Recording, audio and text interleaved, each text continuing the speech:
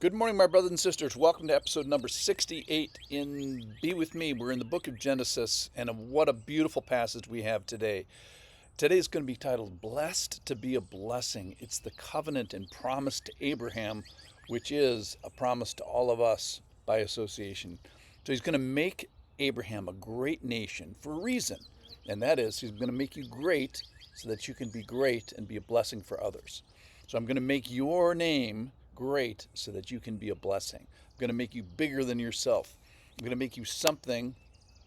Abraham's 75 years old at this time, and he's going to move beyond the borders. He's going to ask him to move physically, and then we're going to be asked to sort of move as well and bless Israel. May have this associative pathway that for those that bless Israel, God will bless. So he's going to make Abram a blessing for others. So watch in this passage for the activity of the people of God. They're receiving blessing, and they're going to be a blessing. They're doing something that the Lord told them. They're going to take their relatives with them, and and watch for the activity of the people that are not yet people of God. So when they're going to have a choice to bless the people of God. So don't dishonor the people of God, for that'll end in a curse. And so just listen to here. This is from Genesis chapter 12, 3 verses. Now the Lord said to Abram, he's not Abraham yet, go from your country and your kindred and your father's house to the land I will show you. And I will make you a great nation, and I will bless you and make your name great, so that you will be a blessing. I will bless those who bless you, and him who dishonors you I will curse. And in you all the families of the earth shall be blessed.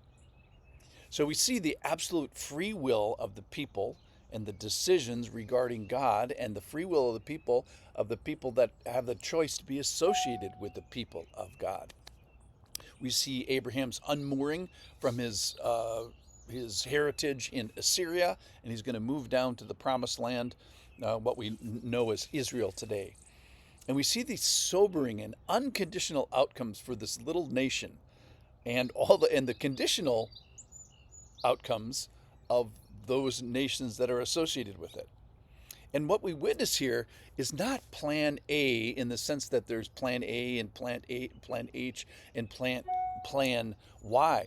No, this is the only one plan and one and only plan, and through this one and only people, in this one and only place, and eventually through a one and only Savior. Romans says that to them belong the patriarchs, and from their race, from this story that we're starting here today, according to the flesh, is the Christ. So the Christ comes through Abraham. So it's the only plan for Abraham. It's the only plan for Lot. It's the only plan for Sarai. It's the only plan for Nebraska. It's the only plan for Egypt. It's the only plan for the Maori people. It's every tribe, every tongue, every place is beholden to the story that we're starting here today. So Genesis is this book of beginnings, and here we see the covenant with Abraham. So there's conditions. So just like Noah obeyed, watch for the super important things that happen in the story, which is God tells Abraham to go, comma, so Abraham went. So the spiritual walk teaching point here is what you do next, what you decide, what you say. So it's so important with this guy because Abram means exalted father, even though he has this many children, 0. And you kind of get this tension in the text of him trying to trust before the promises come through. Maybe this would be a different act of faith if he already had 12 children or something like that.